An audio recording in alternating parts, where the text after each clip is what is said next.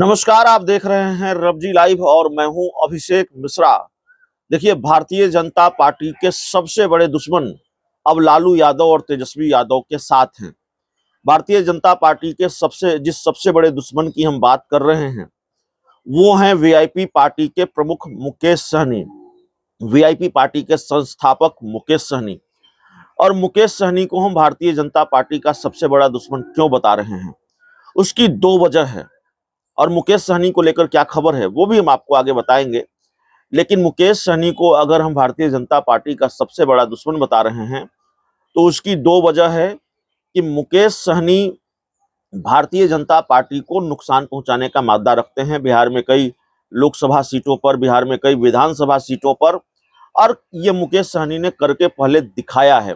तो ऐसे नेता के रूप में वो स्थापित हो चुके हैं बिहार में, जिनके पास मल्लाह जाति का, मल्लाह समुदाय का वोटर है। उस समाज से आने वाले वोटर पूरी तरह से उनके साथ इंटैक्ट हैं और इसको उन्होंने साबित किया है। बोचहां का उपचुनाव हो या बाकी कुछ चुनाव उपचुनाव हो, मुकेश सहनी ने बहुत खूबसूरती से इसको साबित किया है। ये बात अलग है कि वो खगड़िया लोकसभा सीट से 2019 का लोकसभा चुनाव न जीत सके, सिमरी बख्तियारपुर सीट से 2020 का विधानसभा चुनाव नहीं जीत सके, लेकिन अगर वो अपना खेल बना नहीं सकते हैं तो बीजेपी का खेल बिगाड़ भी सकते हैं। दूसरी वजह है कि मुकेश सहनी ने खुद ही कहा था कि भाजपा मेरी सबसे बड़ी दुश्मन है, बीजेपी ने मेरी पार्टी तोड़ दी, मेरे विधायक तोड़े। तो मुकेश सहनी भाजपा को अपना सबसे बड़ा दुश्मन बताते रहे हैं।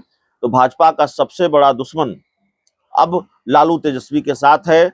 मुकेश सहनी महागठबंधन में शामिल हो गए हैं और मुकेश सहनी को महागठबंधन में अच्छी डील मिली है, आरजेडी के साथ अच्छी डील मिली है।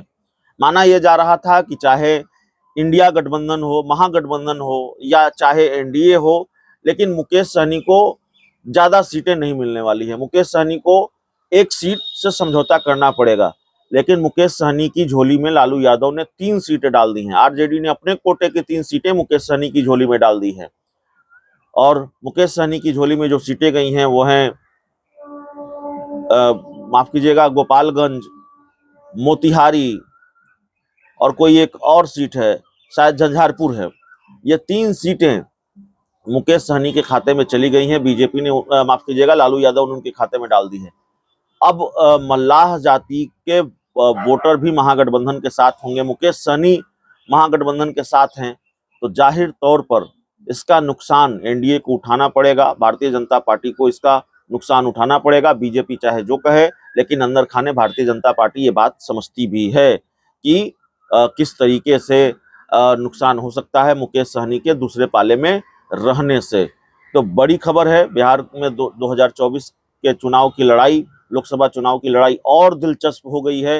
मुकाबला कांटे का होता जा रहा है। अब ऐसे में जो दावा है बिहार में बीजेपी का या बीजेपी के सहयोगी दलों का कि 40 की 40 सीटें जीतेंगे, उस दावे में कितना दम रह जाता है, यह भी सोचने वाली बात है। बहुत बहुत धन्यवाद।